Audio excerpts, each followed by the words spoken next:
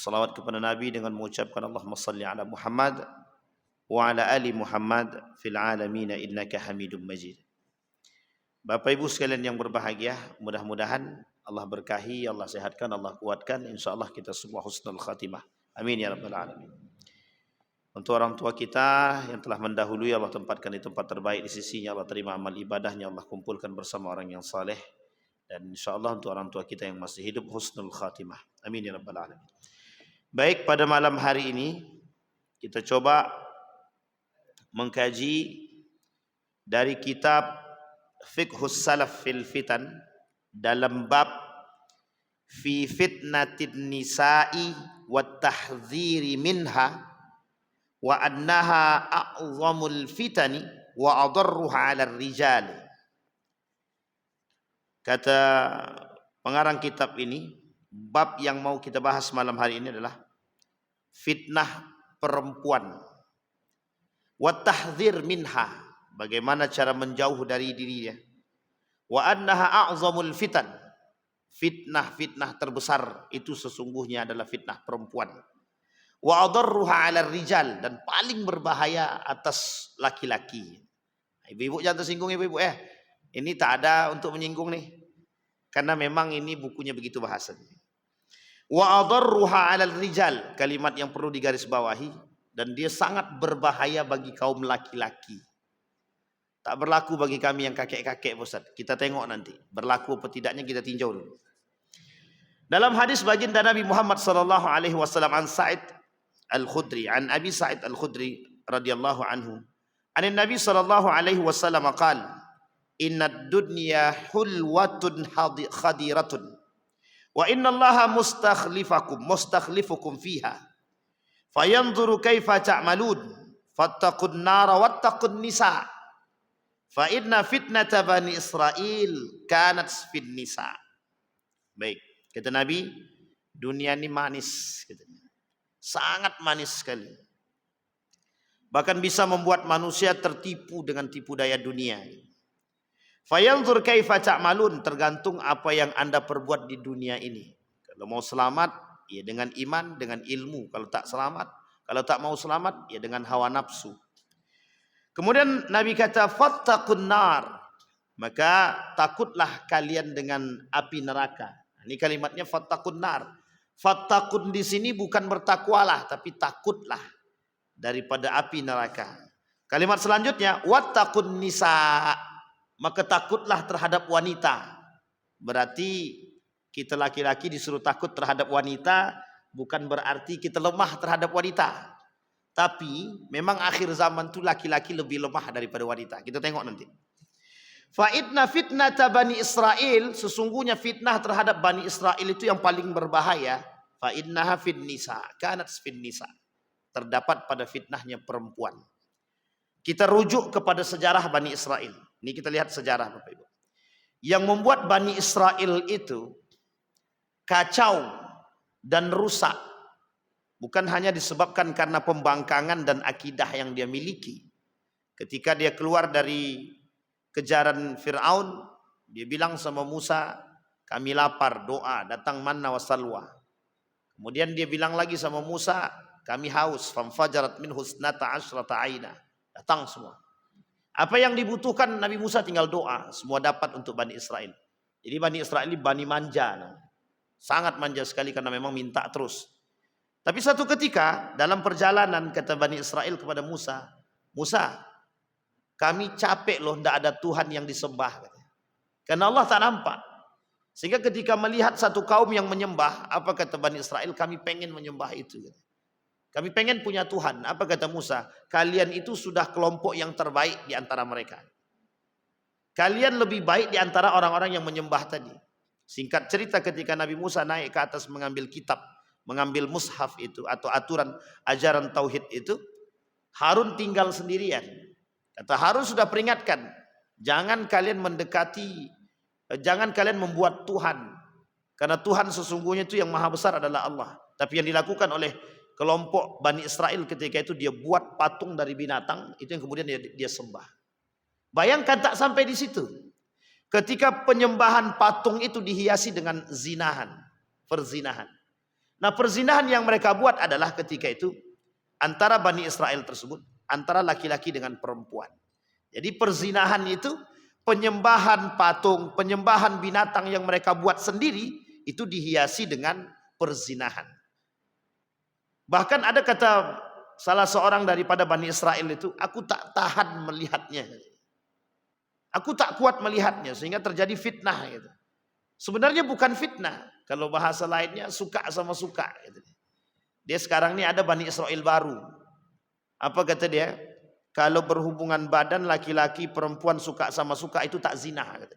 Yang kata zina itu kalau pemerkosaan.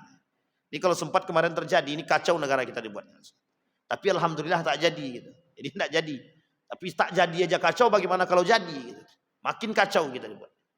Jadi perzinahan itu terjadi. Sehingga kata salah seorang di antara Bani Israel itu, perempuan itu betul-betul menjadi fitnah bagi kami. Betul-betul menjadi benalu bagi kami. Karena memang fitnah yang terkandung dalam perempuan itu dua. Syahwat. Fitnah syahwat dan fitnah syubhat juga. Tapi yang paling besar nampak di antara perempuan itu adalah fitnah syahwat. Dan bukan yang lain. Yang lain itu sebenarnya tidak terlalu mendukung. Tapi fitnah syahwat itu yang paling besar. Nah, di antara fitnah yang lain, ada fitnah-fitnah yang berkembang di antara perempuan itu yang kelak menjadi satu hadis daripada baginda Nabi Muhammad SAW. Apa kata Nabi? La taqumus sa'ah hatta tatasafadu fil tariq wa tanafut al-hamir la haya'a wa la hasya wa la hashma. Qala Ibnu Amru, inna dzalika likainin. Qala na'am la yakunanna. Kata Nabi, tidak akan terjadi hari kiamat sehingga kamu perempuan akan melakukan hubungan persejalan seperti perset keledai, tanpa rasa malu, tanpa ada rasa segan silu. Maka Ibnu Amr berkata, apakah perkara itu benar-benar akan terjadi? Kemudian Rasulullah mengatakan, ya, pasti akan berlaku dan pasti akan terjadi. Sampai di sini paham ya Bapak Ibu ya? Jadi sebenarnya sederhana kalau kita mau lihat itu. Kalau Bapak Ibu mau tengok perzinahan itu ada atau tidaknya itu, tengok pada event-event tahun baru, event-event besar. Coba tengok hotel-hotel tuh. Kira-kira hotel tuh yang diisi oleh laki-laki dan perempuan suami istri atau tidak? Kalau memang suami istri, suruh buktikan dengan surat nikah atau cincin. Kalau cincin sebenarnya bisa aja tipu daya kan. Tapi kalau surat nikah kan tak bisa. Tapi itu menjadi poin. Karena eventnya, momennya pas gitu. Sehingga ladang kemaksiatan itu di mana-mana ada. Tapi yang uniknya, fitnah dari perempuan ini sebenarnya banyak. Yang pertama begini. Kata Nabi dalam riwayat yang lain, fitnah perempuan itu, kelak perempuan itu yang mengantarkan suami dia untuk durhaka kepada orang tuanya. Kelak perempuan itu, kata Nabi dalam hadisnya, tidak akan terjadi hari kiamat sampai laki-laki itu durhaka kepada kedua orang tuanya karena perempuan deh. Karena wanitanya. Wanitanya di sini itu tidak diartikan anak. Kata para ulama hadis mengatakan itu diartikan istri mereka. Fitnah yang pertama ya. Fitnah perempuan itu mengantarkan suami dia durhaka kepada kedua orang tua dia. Ini contohnya sudah banyak kita temukan. Nama lainnya adalah suami-suami takut istri namanya. Jadi kalau suami-suami takut istri itu bagian daripada fitnah akhir zaman Pak, tergantung. Kalau mengantarkan kedurhakaan kepada orang tua jadi fitnah dia. Tapi suami-suami takut istri di sini kalau hanya sekedar menjaga kehormatan rumah tangga itu tak ada masalah. Nah, Bapak Ibu tinggal pilih saja poin pertama atau poin kedua kan begitu. Yang ditakutkan yang terjadi itu adalah kata Nabi yang tadi. Karena pernah terjadi pada masa baginda Nabi Muhammad SAW. Seorang pemuda ahli surga. Mati dia tak bisa mati. Tak bisa mati. Sampai sahabat datang mendatangkan baginda Nabi. Ditanya sama Nabi apa masalah. Ternyata dia sama orang tuanya tak baik. Gara-gara duit itu. Gara-gara duit. Tak baik. Orang tuanya tak mau mengikhlaskan dia. Kata Nabi kita bakar aja. Ketika Nabi berkata mau dibakar saja kata orang tua aku ikhlaskan dia. Itu sebabnya apa? Karena dia orang tuanya minta duit harus izin sama istri dulu. Ini sebenarnya bukan memojokkan wanita, tapi memang fitnah wanita itu berat Bapak Ibu. Sangat berat sekali. Yang mendominasi di akhir zaman itu memang perempuan. Selain daripada jumlah mereka lebih banyak daripada laki-laki, kekuatan ampuh itu memang ada pada perempuan. Sekarang kan ada slogan yang slogan yang tersebar di tempat kita nih. Ras tertinggi adalah ras emak-emak gitu. Ini ketika pilkada dua periode yang lalu gitu. Gara-gara pendukung Prabowo, emak-emaknya gencar di depan, akhirnya menjadi-jadi. Sampai hari ini bahasa itu terungkapkan, ras tertinggi itu ibu-ibu. Pertanyaannya, kok bisa bersamaan dengan apa yang dikatakan oleh baginda Nabi? Kenapa perempuan akhir zaman lebih kuat? Bukan persoalan itu. Kuat pada aspek negatif, bukan positif. Nanti Bapak Ibu kita lihat pada fitnah yang keempat. Dia ada 5 fitnah yang muncul daripada kalangan wanita tadi. Nah yang pertama tadi adalah posisi perempuan itu mengantarkan suami dia kepada neraka. Jadi suami dia diantarkan oleh istri dia ke neraka. Gara-gara takut kepada istri. Akhirnya dia durhaka kepada orang tuanya. Bayangkan. Tapi kalau dia segan kepada istri dia, menghormati dan menghargai istri dia. Bu, saya izin sama istri dulu sebagai menghargai istri. Dan tidak menyakiti hati ibu, dia tak ada masalah. Tapi kalau bisa ya tak perlulah. Duit-duit siapa gitu. Tapi yang kerja bukan kami Pak Ustadz. Yang kerja istri kami Pak Ustadz. Jadi saya mau minta duit itu harus izin istri dulu. Karena duit-duit istriku. Karena istriku yang kerja, aku tak kerja katanya. Nah, ini poin penting sekarang terjadi nih. Yang paling banyak sekarang terjadi itu. Duit itu duit istriku Pak Ustadz. Karena yang kerja dia. Bagaimana Pak Ustadz? Bolehkah kami minta duit istri tadi? Untuk kami berikan kepada orang tua kami. Bolehkah, apakah kami harus izin? Ya memang harus izin. Karena itu hak daripada istri. Yang kita harus minta izin. Begitu juga sebaliknya Pak. Istri, duit yang diberikan oleh suami dia. Kalau dia katakan aku berikan duit ini untuk dirimu. Tak perlu izin sebenarnya. Kenapa tak perlu izin? Suami dia dah hibahkan. Kalau dah hibah lepas. Tapi kalau duit suami dia wajib izin kepada suami dia untuk memberi orang tua dia. Bagi perempuan. Laki-laki sebaliknya berlaku. Ketika laki-laki ini punya duit ini duit bini dia, duit istri dia. Dia harus minta izin. Untuk dia berikan kepada orang tua dia. Tapi kalau duit ini asli daripada diri dia sendiri. Kerja dia sendiri. Dia tak perlu izin sebenarnya. Tapi untuk menghargai dan menghormati rumah tangga yang terbangun, membangun komunikasi yang baik, itu lebih baik. Tapi kalau dilarang sama bini dia, jangan pernah. Ini bukan saya menghasut laki-laki, bukan. Tapi kalau dilarang sama istri dia untuk memberikan hak ibu dia kepada orang tua dia untuk dia kasih, maka ada perempuan yang melarang, golongan perempuan penghuni neraka. Disampaikan sama Nabi, ya. Perempuan yang menghalangi suaminya berbuat baik kepada orang tua dia, penghuni neraka. Ini poin penting nih. Nah, kata ibu-ibu, kami malam ini terpojokkan Ustaz. Yang terutamakan, tidak Bapak Ibu, tidak. Tidak, ini bukan persoalan terpojokkan laki-laki atau perempuan, bukan. Ini persoalan komunikasi dalam agama. Ini persoalan keimanan. Ini persoalan gerbang neraka. Gerbang neraka itu baik bagi laki-laki mau perempuan sama. Sama. Durhakanya seorang suami terhadap orang tua langsung masuk neraka tanpa hisap itu. Masuk langsung. Karena kezaliman. Durhakanya seorang istri terhadap suami langsung masuk neraka. Sama. Tak ketaatan seorang anak terhadap ibu dia memasukkan dia ke dalam surga. Ketaatan seorang istri kepada suami memasukkan dia ke dalam surga. Tak ada beda. Pertanyaannya, di mana ada perbedaan? Tak ada. Bagaimana kalau kami menghormati ibu kami, Ustaz, bagi perempuan? Tidak ada masalah. Seorang suami harus berkomunikasi dengan baik. Orang tua bagi suami tidak satu, dua. Baik dari sebelah dia maupun sebelah istri dia. Kedua-duanya orang tua. Bukan berarti dilepaskan. Mohon maaf Pak, anak bapak sudah saya ambil. Jadi seolah-olah kita membeli perempuan. Bukan. Tidak seinah itu perempuan. Betapa mulianya perempuan itu di hadapan agama. Sangat mulia. Tapi di balik kemuliaan itu ada fitnah yang terbesar, ada fitnah yang muncul yang bisa mengantarkan suami-suami dia, anak-anak dia kepada neraka. Karena mohon maaf, ketika seorang istri durhaka kepada suami atau melarang suaminya berbuat baik kepada ibunya, maka bisa kita pastikan anak dia akan melakukan hal yang serupa kepada kedua orang tuanya.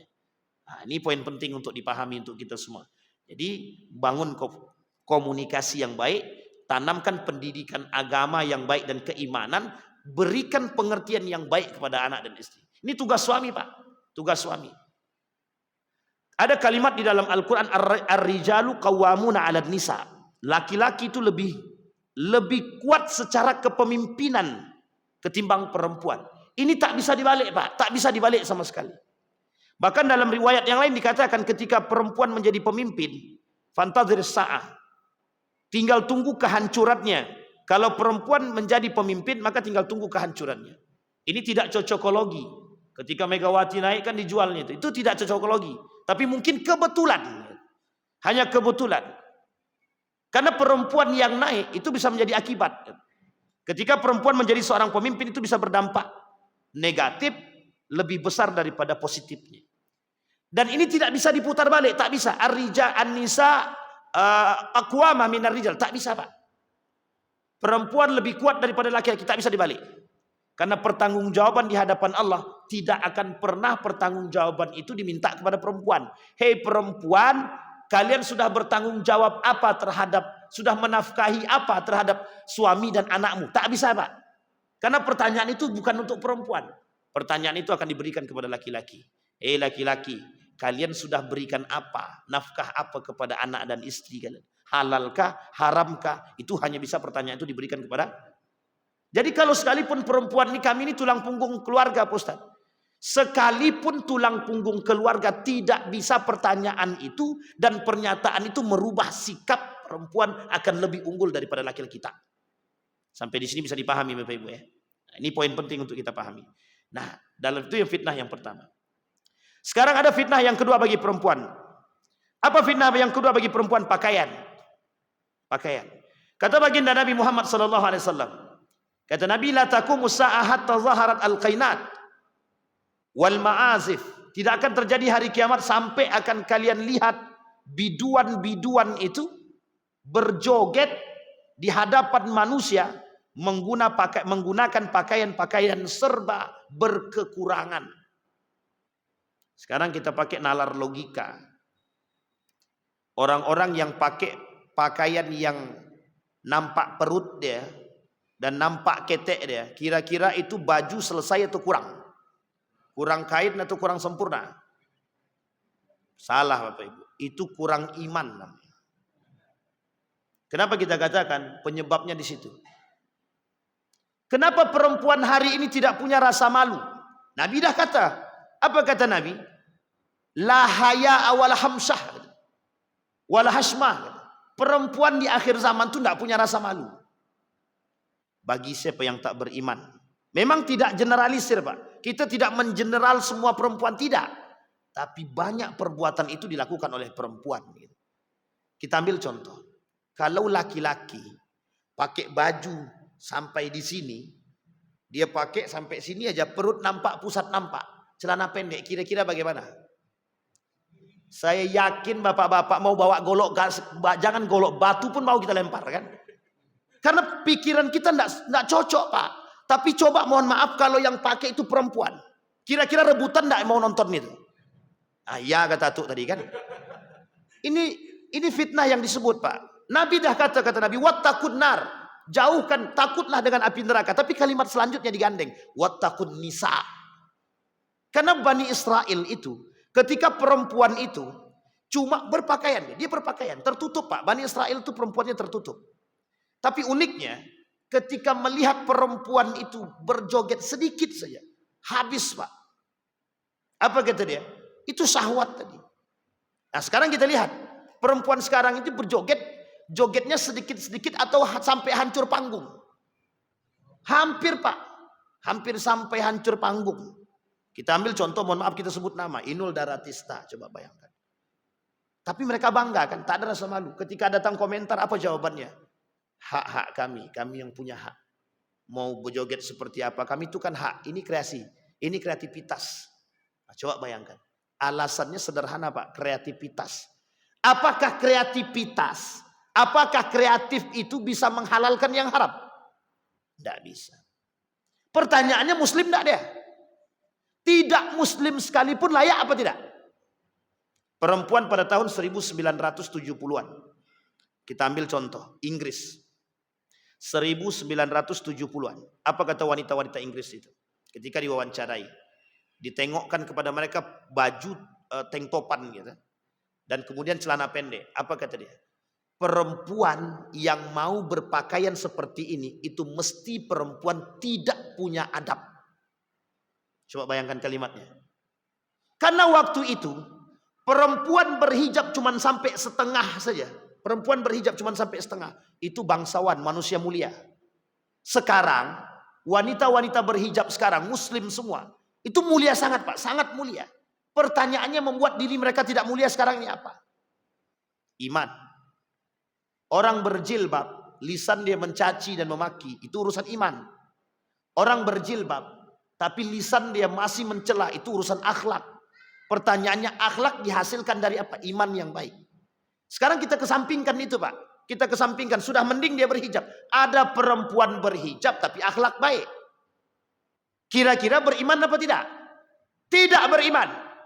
Kalau ada yang mengatakan perempuan tidak berhijab tapi akhlak dia baik, dia beriman, salah kaprah Pak. Karena orang beriman tak mungkin dia melepaskan hijab. Seorang wanita beriman wajib dia menutup aurat, dia wajib. Pertanyaannya kembali kepada poin kita. Muslim mereka, muslim, mengapa mereka tidak malu melakukan perbuatan demikian? Karena tidak punya iman. La imanalah. Yang kemudian menghasilkan la khalaqalah. Mereka tak punya iman, mereka tak punya akhlak. Karena tak punya iman, tadi tak punya akhlak. Sekarang kita tanya, ada yang samar-samar. Apa samar-samar itu? Jilbab pakai, baju tertutup, tapi ketat. Kira-kira iman juga apa tidak? Tidak beriman. Harus keras-keras kita Pak. Karena mohon maaf Pak, orang tua takut sama anak sekarang. Nak kau pakaian sempit kali. Ini zaman sekarang Pak, wanita zaman now. Kalau wanita zaman dulu pakai kebaya Pak, dah jadul. Sampai sekarang Pak, sampai di sini paham ya Bapak Ibu.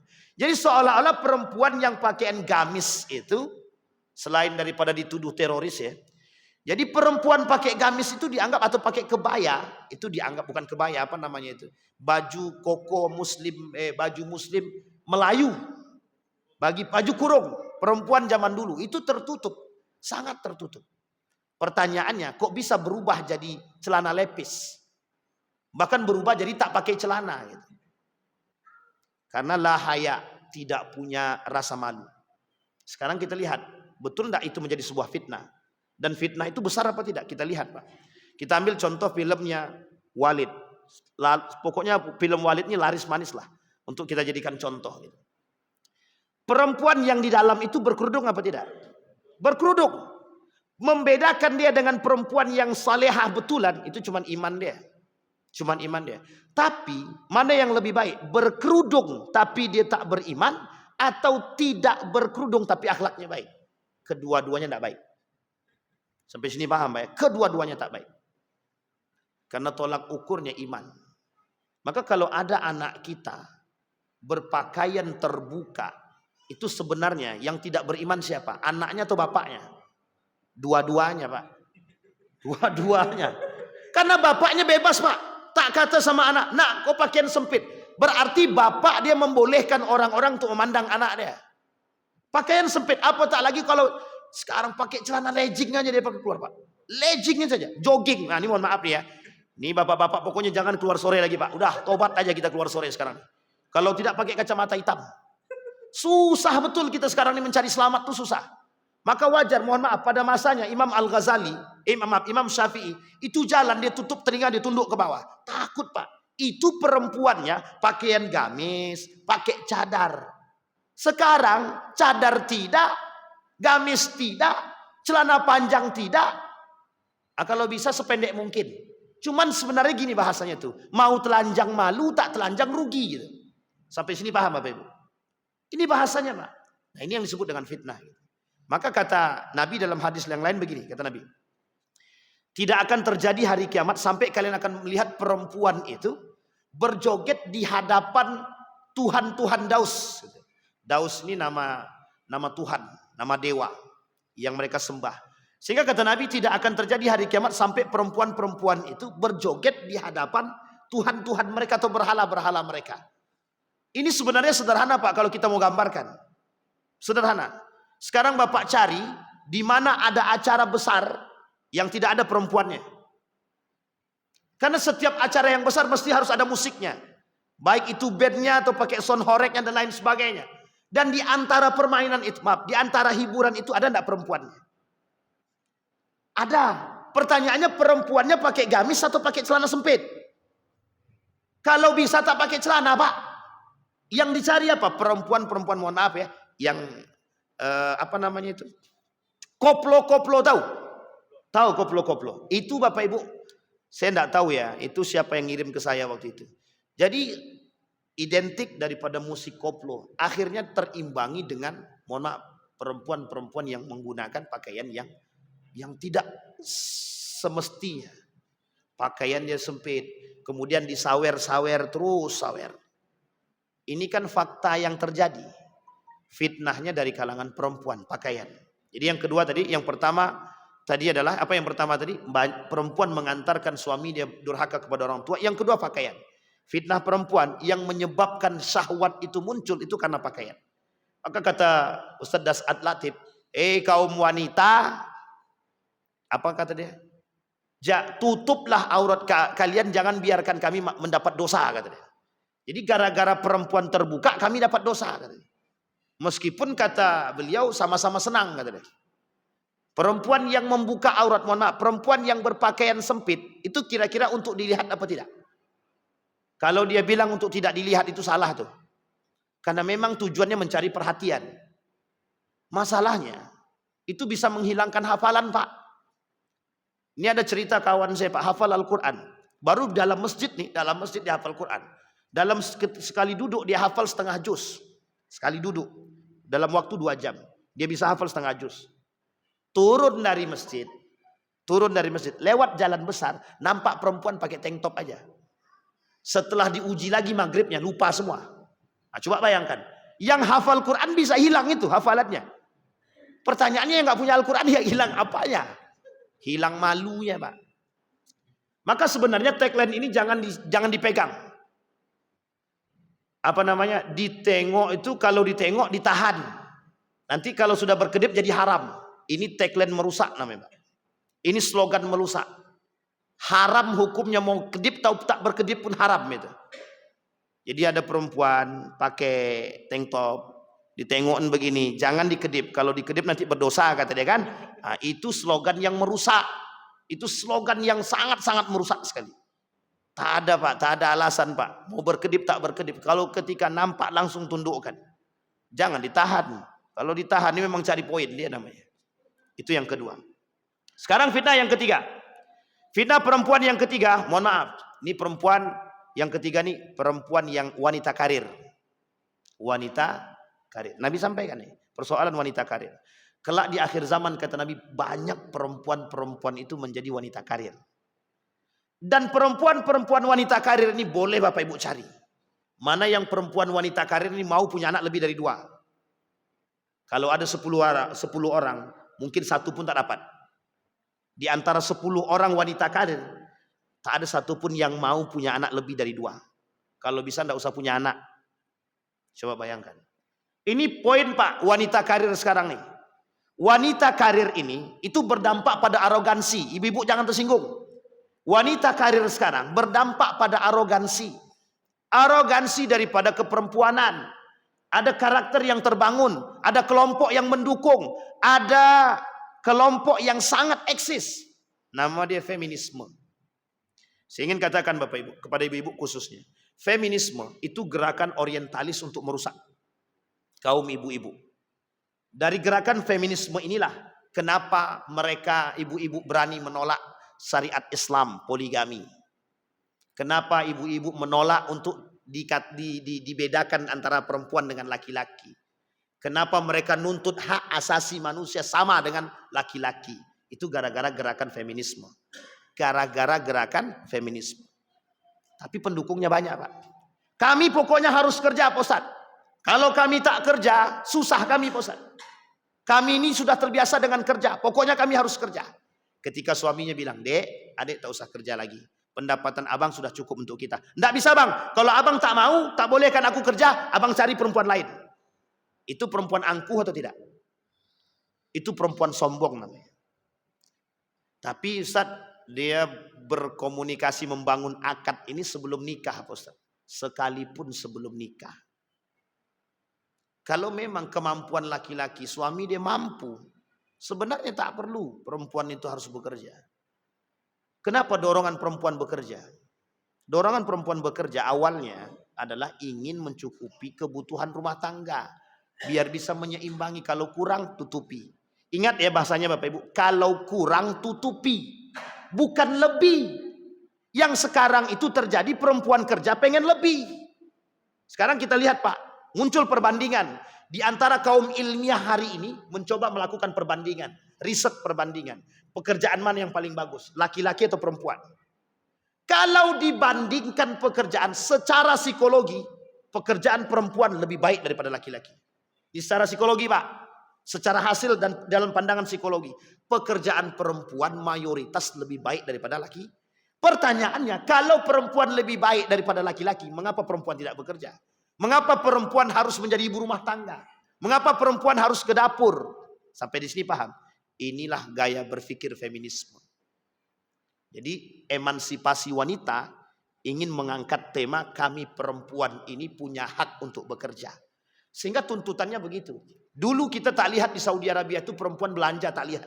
Kalau sekarang kita lihat perempuan itu yang jaga. Yang jaga tokonya ada perempuan, yang nyetir taksi, yang masuk dalam taksinya juga ada perempuan, yang belanja juga ada perempuan, yang jaga di bandara juga perempuan. Sudah banyak sekarang.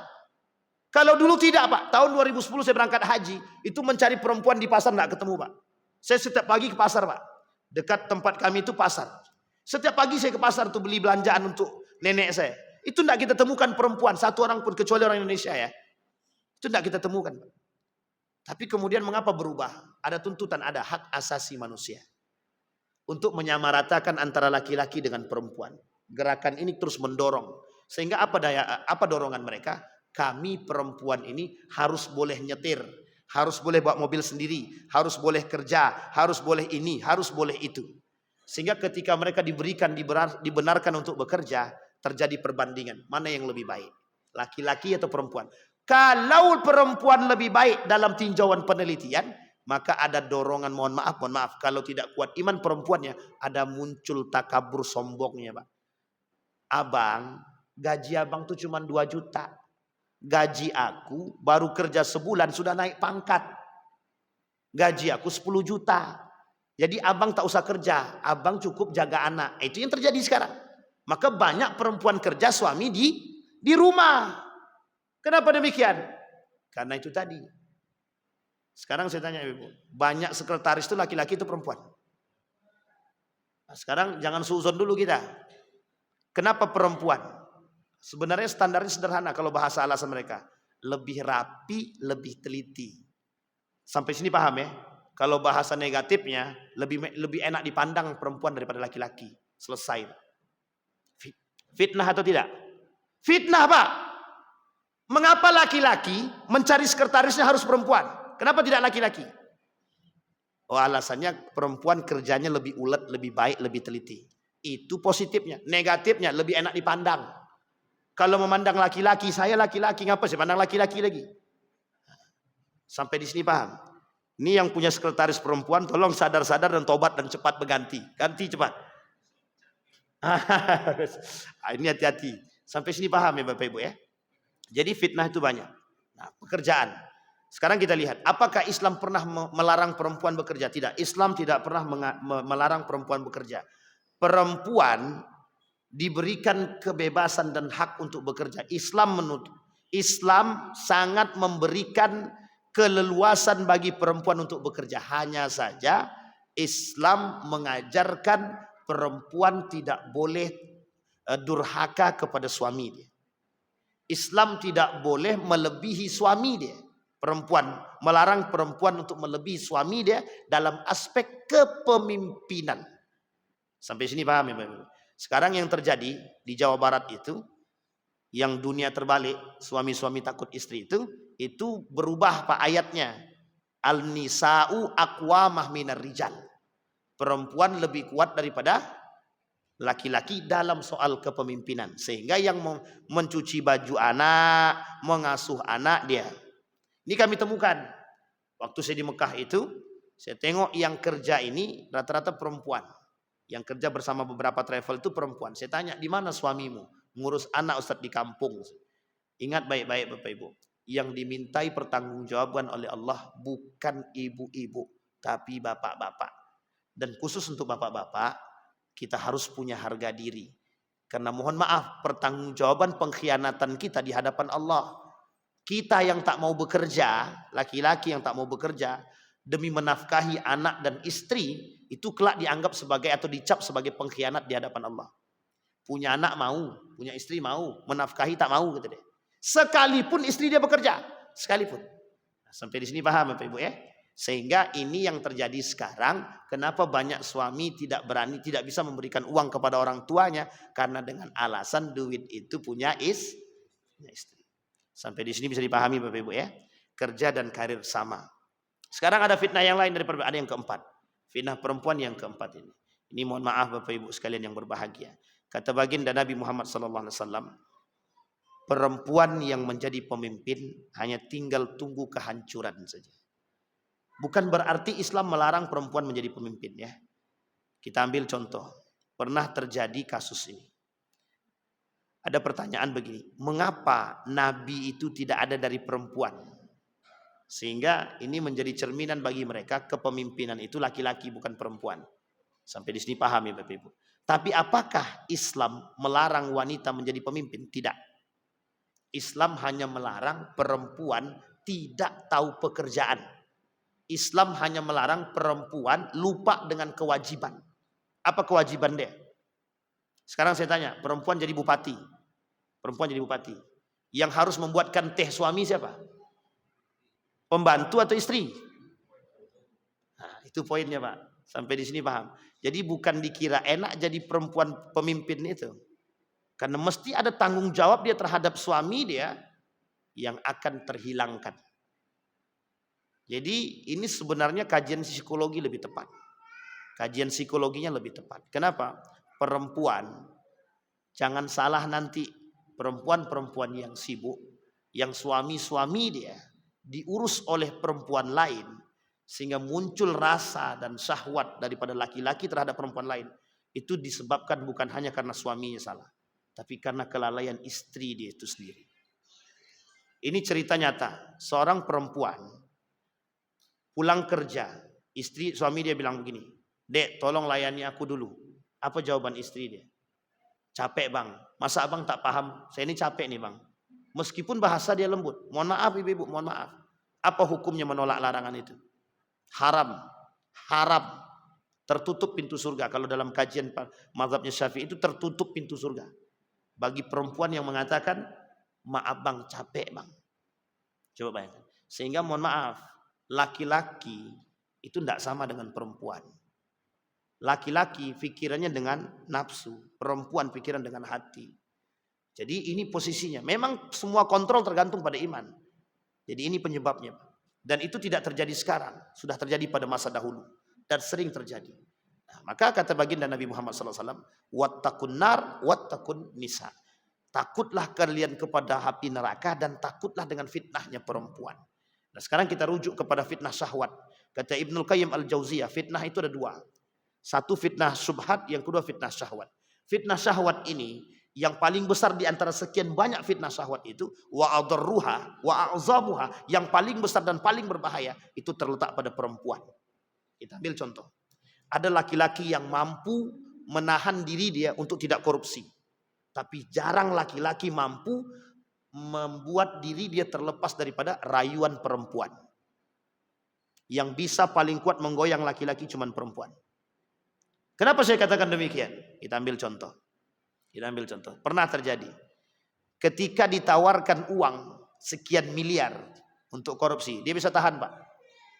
Tapi uniknya, setelah itu yang merayu dia untuk korupsi itu perempuan. Apa kata perempuan tadi? Kata perempuan tadi, "Abang," katanya. Cuma bahasa begitu doang. "Abang." Langsung goyang Pak. Coba bayangkan. Maka mohon maaf buat ibu-ibu, kalau bicara dengan laki-laki secukupnya aja. Nggak usah pakai nada-nada. Datar aja. Mau dibilang orang sombong ke angku tak apa-apa, perempuan tidak masalah tuh. Tapi kalau sempat mendayu-dayu Pak, goyang semua Pak. Mohon maaf Pak, mohon maaf, ini fakta Pak. Saya tidak mau sebutkan nama, kalau saya sebutkan nama malu dia. Karena itu yang terjadi. Gitu. Sekarang saya tanya, apa penyebab orang selingkuh? Saya tanya. Apa yang menyebabkan orang selingkuh?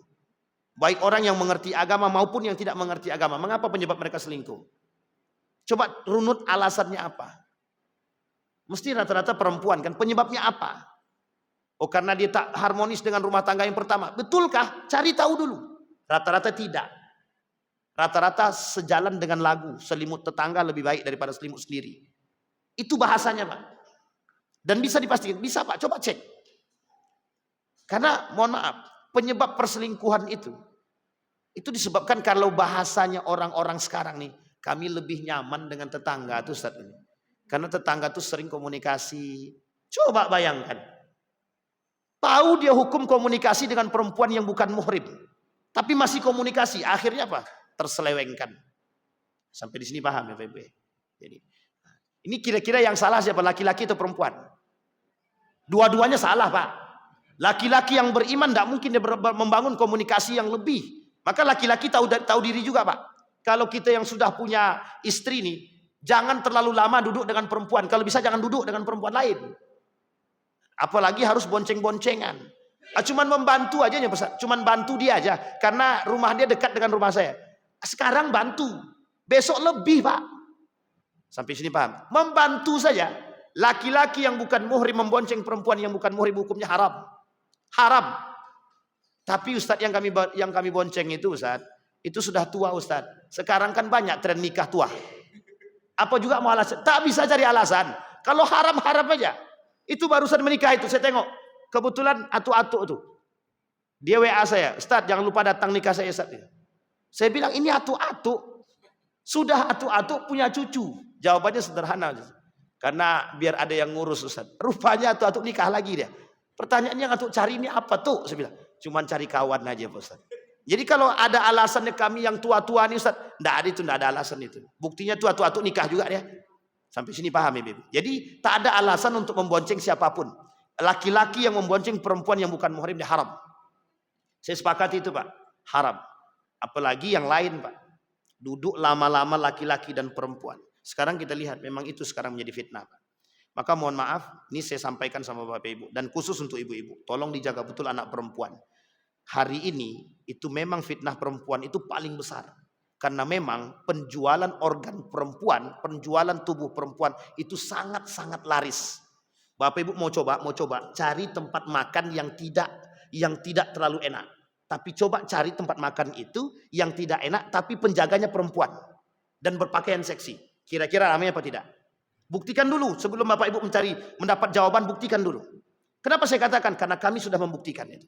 Dari sekian tempat yang kami coba, yang dijual apa? Perempuannya Pak.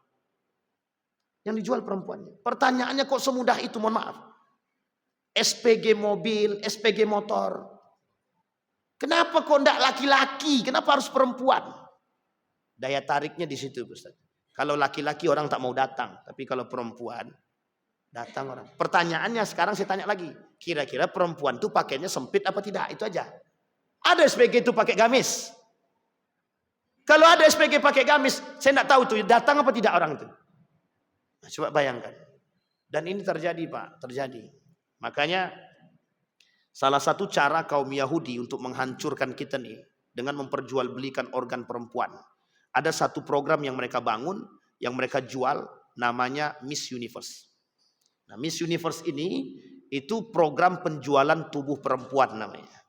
Nah, jadi kalau kita mendukung, kita telah fatal Pak, mendukung perbuatan yang tidak baik.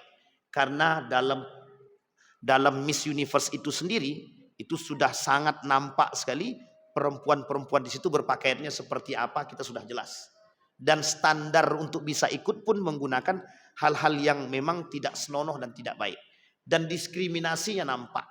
Pertanyaannya, untuk apa? Penjualan perempuan.